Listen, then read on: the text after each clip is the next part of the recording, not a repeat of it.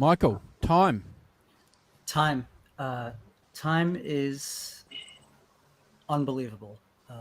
It's it's definitely my favorite song on the record, and I think a lot of people are in agreement of that. But I guess we'll see in the comments. Time starts with like a 2-minute intro, which today would not fly at all. And Simon had mentioned earlier that Alan Parsons, who was the producer and engineer, he went to like a clock shop with a bunch of microphones and just recorded these clocks just going off, seconds apart. And I think it was for another project he was recording it for. Yeah. And he decided to use it for Dark Side.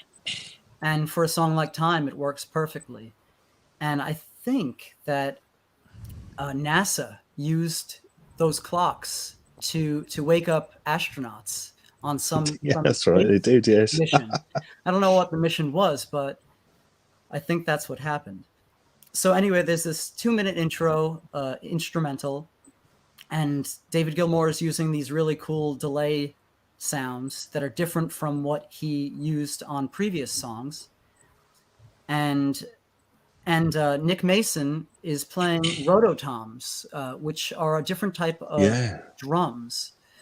They're a type of tom-tom. So if you think of like Phil Collins, In the Air Tonight, what he's playing are called tom-toms. So these rototoms are smaller sized, so they're higher in pitch.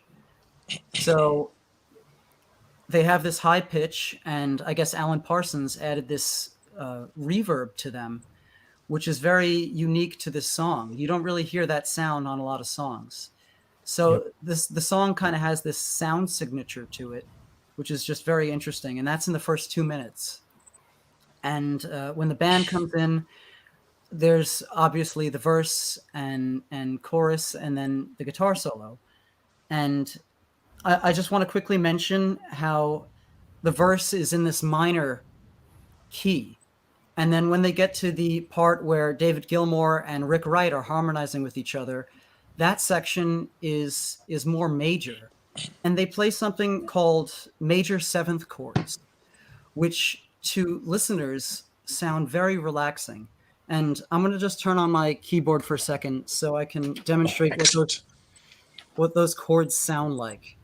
And there's a couple of other songs that have these major seventh chords that sound relaxing to a listener.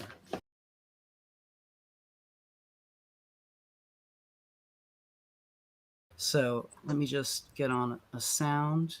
So the verse is in a minor key.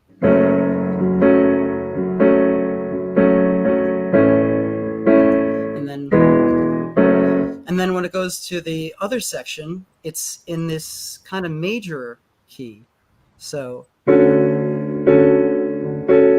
the note that makes this so special is this C sharp note. So they're playing a D chord, but the thumb in my right hand is playing a C sharp. So that makes this chord a D major seventh.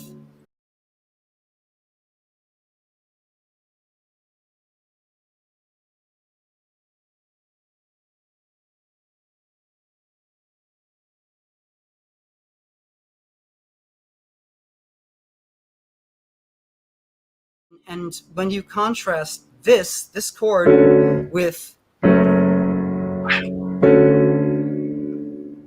feeling is just almost euphoric. When you've got this minor sound, dark minor, and then you've got this warm kind of sound, A major seventh.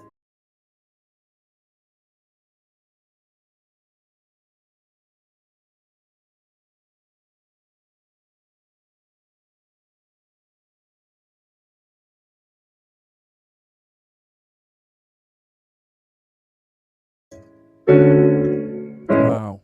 So it's just a beautiful juxtaposition, I guess, between the two sections. And when we get to the guitar solo, the music is over the verse chords. eventually they end up on these chorus chords, and it's just unbelievable.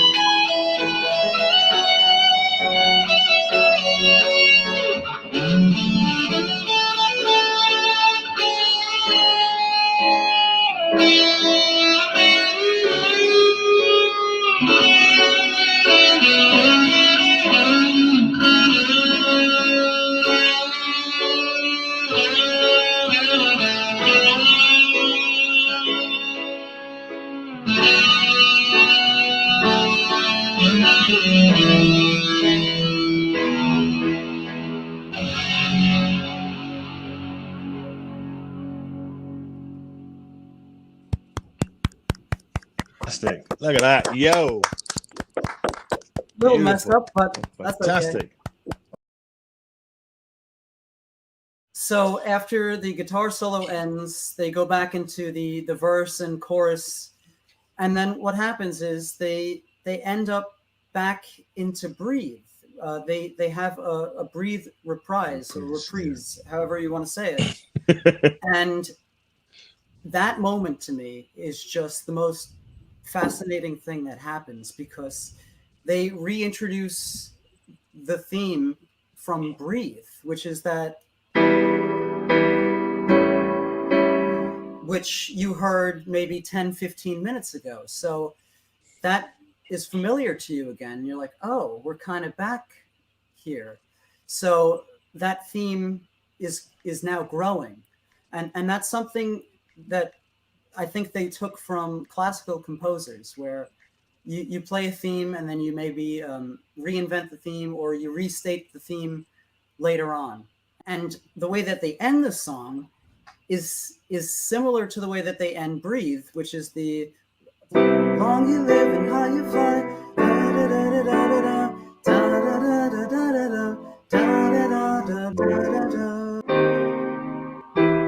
So instead of landing on that E minor again, they land on B minor. So there's that little modulation or variation that allows them to enter the next song, which is Great Gig in the Sky. So they could have ended on E minor, which is how Breathe ends, but they end Breathe Reprise on B minor so that they can do the next song, which is in this key, B minor. So that song is just completely inspired. 20 out of 10. Wow. Brad score. Sorry for that long-winded answer. No, but that's brilliant. That no, song really is great. they took everything that they knew and they put it into that.